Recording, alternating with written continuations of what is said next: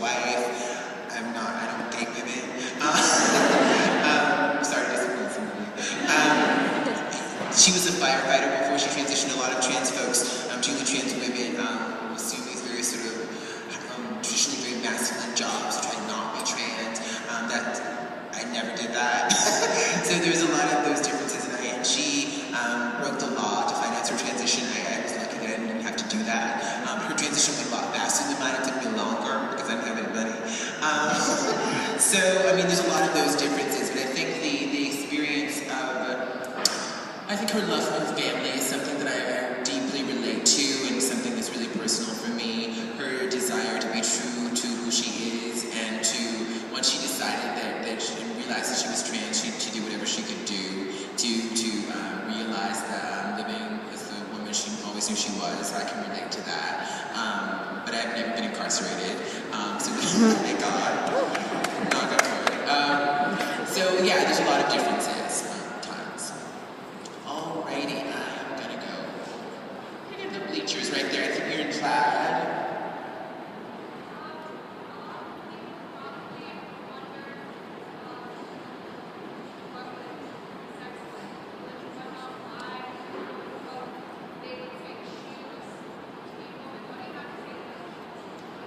What would I have to say to people who say that this is a choice? That this is a choice? You know, for me, I think my choice, I wrote about this in The Advocate in summer 2013, the year before I transitioned. I went to San Francisco for a month to visit my brother who was living there at the time, and I had a bit of a nervous breakdown. And I was suicidal. And my choice was, do I kill myself or do I live my truth? That was a choice for me. And I guess we all do have a choice, but I chose life. I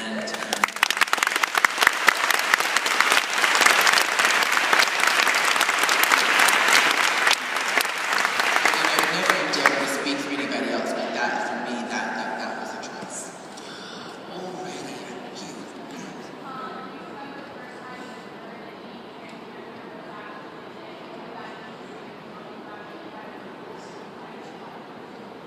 I think early on I was in denial about it. When I heard about it, when I was young, I was always fascinated with people who talk about sex changes on TV, and so I would always sort of watch those talk shows or whatever, but I never saw any representation that I felt reflected who I was. And so it's something I was like, this isn't me. And I think there was a lot of fear too around what happened to me in third grade, around me up in New Orleans wearing a dress. And so I was like, this can't, for a lot of years I was like, this can't be me, right?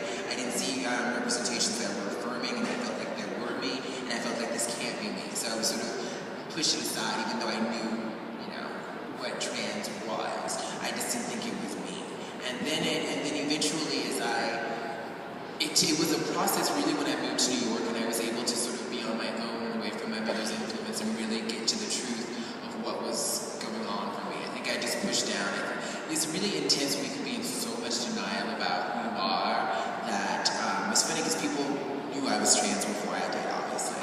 But I was in a lot of denial. It wasn't until I moved to New York and really, as I say, got to know real transgender people. I'd certainly heard about transgender and pansexualism before my college days in New York, but I was just something I didn't identify with because I didn't see representations that felt truly affirming.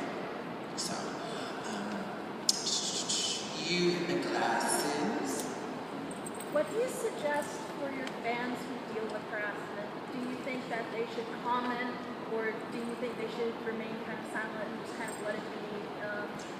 I'm commenting on terms of internet harassment or personal in person? Or? In person. In person. I think you have to stay alive and you have to stay safe. And so I think that is always the first priority. Generally speaking, I would never respond when I would be harassed on the street or bullied. I was often joke that I was a fast runner, but obviously sometimes the bullies caught me. I think it's about staying safe and staying alive. Unfortunately, it can be deadly. I've heard, unfortunately, too many stories of trans folks confronting their harassers and their attackers, and no longer being with us. first priority should be safety. And if there are situations where you feel that you can safely, if there's a safe space to comment or to have an educating moment, there have been moments I have to say, because for years of, my whole life of like not feeling safe on the street, being harassed all the time. And there were moments when I just give that up. And it was one particular time, I was feeling really good. I come from seeing that movie September Issue about like Vogue magazine.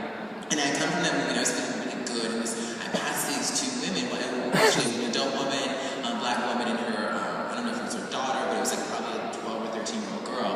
And as I passed them, the adult was saying to the child, "Oh, that's a man." And I was just like, oh, and I just like I was like, "Excuse me." I had a moment, I was like, "Excuse me, I'm not a man. If you see someone who looks like me, you should say that as a transgender woman." That's what's going on here. And she was like, and then she just launched into like trying to tell this young person, "Oh yeah, that's a man."